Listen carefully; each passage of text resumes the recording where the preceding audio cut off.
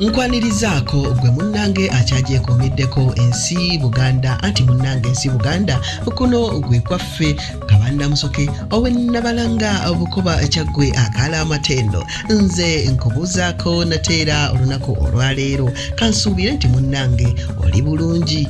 Olunaku olwaleero nsaba nkutuuseeko ekika eky'ababiito. Ababiito nno bano bekkooki eyo era nga akabbiro k'ababiito bano mazzi ga Kisasi era nga n'omukulu w'ekika ky'ababiito ye Kamuswaga era kaayikooki era nga bakuba omubala okugamba nti butentwe